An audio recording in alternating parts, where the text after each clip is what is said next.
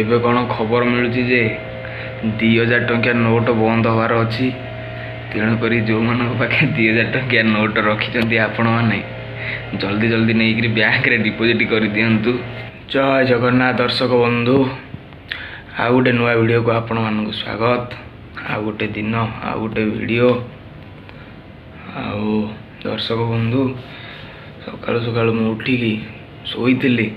ଗୋଟେ ଫ୍ଲିପକାର୍ଟରେ ଦର୍ଶକ ବନ୍ଧୁ ଗୋଟେ ସାର୍ଟ ମଗାଇଥିଲି। ସେ ଭାଇ ଜଣକ ଫୋନ୍ କଲେ, ଆଉ ମୁଁ ଯାଇକି ତାଙ୍କଠୁ ସେଇଟା ରିସିଭ୍ କଲି। ଆଉ ପୂର୍ବରୁ ଦର୍ଶକ ବନ୍ଧୁ ଗୋଟେ ମଗାଇଥିଲି, ହେଲେ ମାନେ ଏମିତି କୁହନ୍ତି ଦେଖାଉଛି ଗୋଟେ ଆସୁଛି ଗୋଟେ, ସେମିତି ଆସିଲା, ଭଲ ଆସିଲାନି। ସେଇଟାକୁ ରିଟର୍ନ କଲି ଆଜି।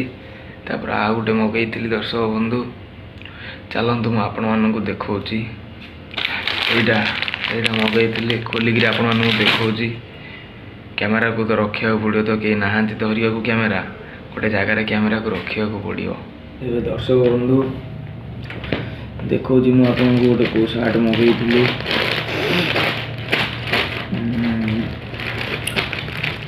ଡେଟ୍ ଆର ସବୁ ପ୍ଲେସ୍, ସିପିଂ, କଷ୍ଟମର ଆଡ୍ରେସ୍ ପଡ଼ିଛି ଆମର Nirakar Biswal, room number B26, hostel 4, Jindal Nagar campus.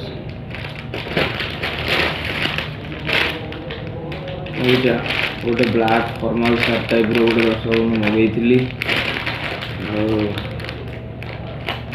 ଦେଖିବା, ଦେଖନ୍ତୁ ଦର୍ଶକ ବନ୍ଧୁ, ଏଇଟା ଯେମିତି ବ୍ଲାକ୍ ଟି ସାର୍ଟଟା, ଏଇଟା ମଧ୍ୟ ସେଇ ବ୍ଲାକ୍ ଫର୍ମାଲ ସାର୍ଟଟା ଭଲ ଅଛି ଏଇଟା।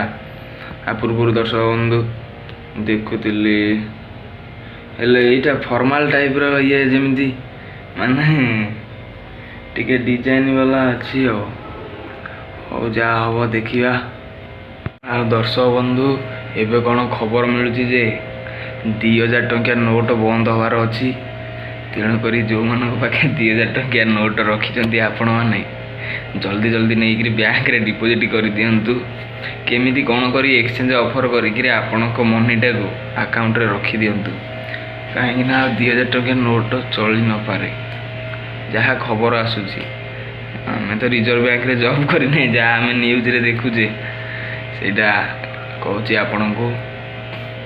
ଆଉ ଗୋଟେ କଥା ଦର୍ଶକ ବନ୍ଧୁ, ପ୍ରାୟତଃ ଯେଉଁ ଭାଇମାନେ ଆମର ବାହାରେ ରହୁଛନ୍ତି ସେମାନେ ଯେତେବେଳେ ରହି ଚାଲିଥିବେ, ହେଲେ ଯେତେବେଳେ ମନେକର ତାଙ୍କର ଘରକୁ ଯିବାର ସମୟ ହେବ, ଆପଣମାନେ ଭଲସେ ଲକ୍ଷ୍ୟ କରିଥିବେ, ମାନେ ଘରକୁ ଯିବାର ଆଉ 10 ଦିନ ଅଛି, ତାପରେ ତାଙ୍କ ମନଟା ରହିଯାଇଥିବ ଯାଇ ଗାଁରେ।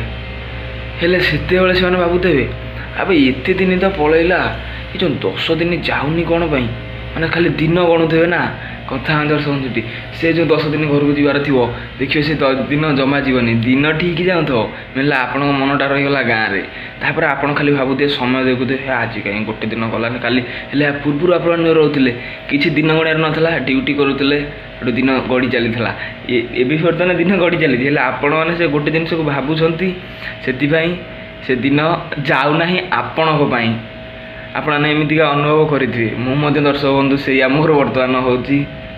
ମୋର ବି ଘରକୁ ଯିବାର 5-6 ଦିନ ଅଛି। ମୋତେ ବି ସେତିକି ଲାଗୁଛି, କ'ଣ ଇଏ ଦିନ ଜମା ଯାଉନି ନା କ'ଣ, ଏମିତି ଲାଗୁଛି।